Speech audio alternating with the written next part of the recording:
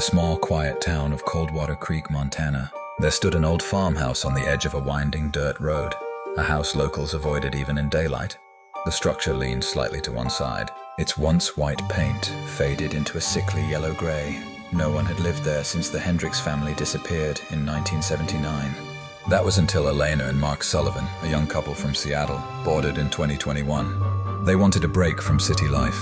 Elena was an artist looking for inspiration, and Mark, a photographer, wanted a peaceful place to work. When they saw the farmhouse listed for only $65,000, it felt like fate. The realtor had been oddly quiet during the showing, only saying, "It's got history, but the view of the creek makes up for it." They signed the papers within a week. The first night, the Sullivans moved in during early spring. The air was cold, the wind sharp, and the creek beside the property murmured constantly, a low, bubbling whisper. That first night, the house felt unnervingly still. Elena woke around 2:43 a.m., startled by a faint tapping sound coming from the ceiling above their bedroom. She assumed it was an animal, maybe a raccoon. But when she nudged Mark awake, the tapping stopped completely. The next morning, Mark climbed into the attic. Dust hung thick in the air, sunlight cutting through the cracks. Nothing unusual, just old boxes and a single rocking chair facing the window. But something about the chair's position bothered him. It faced away from the window, as though someone had been sitting there, watching the room instead of the view.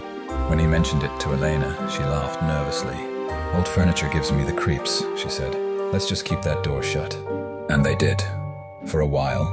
The second week, Elena spent most days painting in the sunroom that faced the creek. Her new works were dark, far darker than her usual landscapes. Instead of serene hills, her canvas showed a shadowed figure standing near the water, always slightly different in shape, but always there.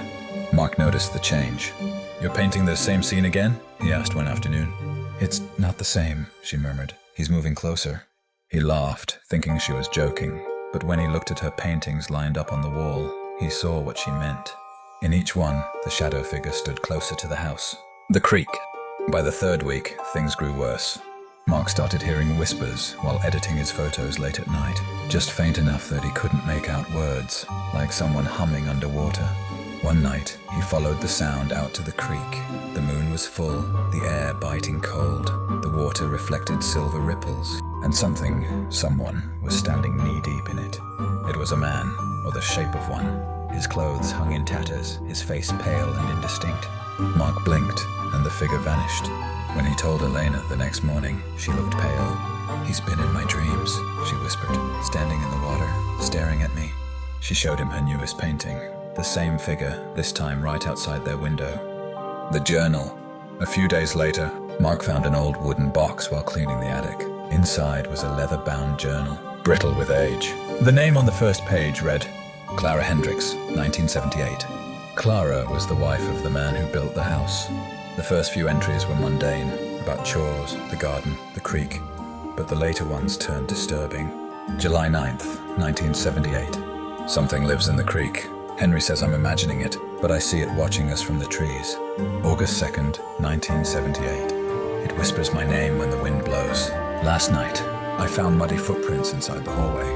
September 14th, 1978. Henry went down to the creek and didn't come back. The sheriff says he drowned, but they never found his body. I keep hearing his voice at night. The last entry was smudged, the ink smeared by water. It's in the house now. The fourth week, Elena started sleepwalking. Mark would wake to find her standing near the front door, her head tilted slightly as if listening. When he'd called her name, she'd turn slowly, her eyes open, but completely black in the dim light. Then she'd collapse. In the mornings, she remembered nothing. He tried to get her help, but Coldwater Creek had no local doctor, just an old nurse in town who shrugged it off as stress. "That house has got bad bones," she muttered. "You should leave before the thaw. The water wakes things up." Mark didn't understand The storm. On the first night of April, a heavy storm hit. Rain lashed against the windows, and thunder shook the walls. The creek overflowed, flooding part of the yard. Around midnight, the lights went out.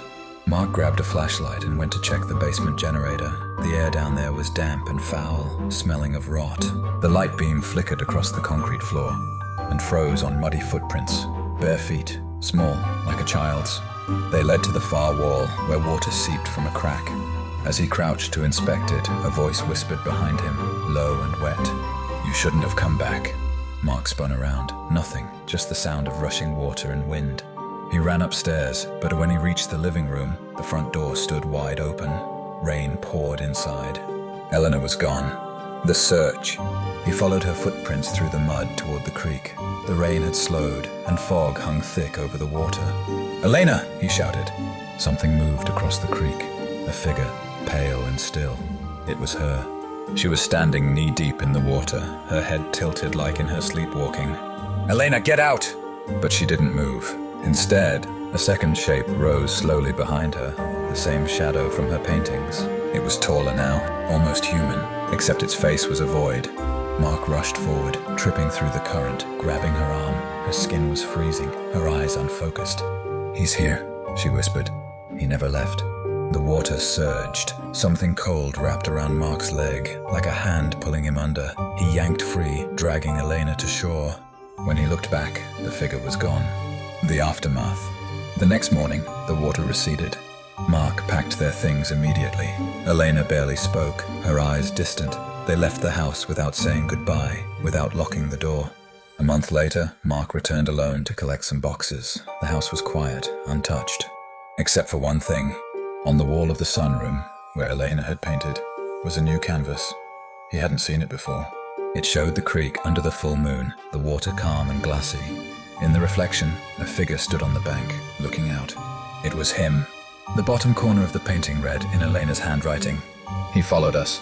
The Sullivans never returned to Coldwater Creek.